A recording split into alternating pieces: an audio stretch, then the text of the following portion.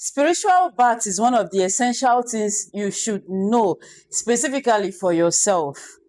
Okay, there are so many types of spiritual baths, or rather, there are so many things you can use for spiritual baths. You must not use lavender. You must not use rosemary. What are the names of the all these leaves you people are calling?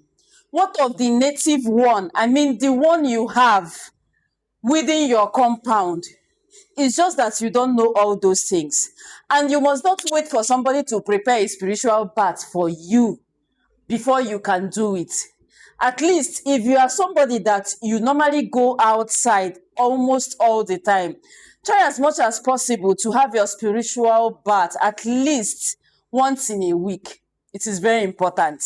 Now, why I'm doing this is because today is new month. We just entered new month, and so many people, my inbox is flooded with a lot of people telling me, Adandibo, you no longer teach us about new things to do by ourselves. The reason why I stopped teaching those things is because teaching plenty for this place, a lot of teaching, so I decided to go inside. But due to popular demand, so I am here to give you some of the leaves you can actually use for spiritual baths. Remember, I said you must not use lavender, you must not use rosemary, all those ones. It is good if you have those ones, so if you're able to find those ones. But if you cannot lay your hands on those ones, why can't you use the native ones that Chiokike gave to us? This one is for us. All right, so this leaf here, I talked about this leaf yesterday for another purpose.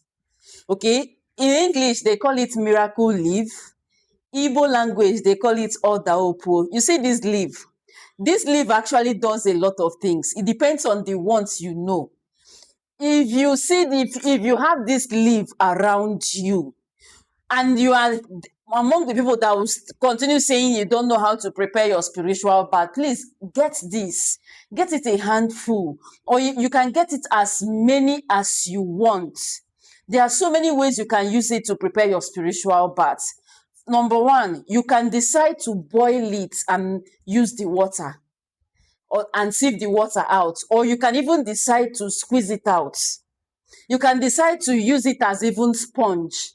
That's why I always say it is important that you listen to your spirits. There are some people that sometimes if I give them instruction, I will also tell them, make sure you listen to your spirits as well. Because everybody has that inner spirit that is talking to you, that is telling you things to do. So it's either you boil this leaf, or you squeeze it, or you use it as sponge to have your baths. But before you use it, first of all, have your normal baths with your soap and your normal sponge. Then after doing that one, you can now use this one. As you plug this thing, whether you boil it or whether you squeeze it or whether you are using it as sponge, you get me 7 seeds of alligator pepper, whether you're a man or woman, put it inside that water and begin to bathe with it. As you are bathing with it, be saying your intentions. And when you are saying your intention, be saying it with determination. Don't just say it because you just want to say it. Don't just say it because they say we should say our intentions. Let me just say. If you do it like that, you are not going to say. Be determined. Be serious with what you are doing. Do this, and you will see difference. Number one, this tool helps with negative energy. It helps with negativity. But remember, let me tell you this. This will not, if your forces are calling you, this will not stop your forces from calling you. If you have not appeased your forces, using this will not stop them from, or you will not stop your forces. Using this thing will not stop you from appeasing your forces, rather. Because sometimes we misplace priority a lot. You now go and start using this, and within you now feel that when you use these things, you will no longer appease your forces. Is a lie.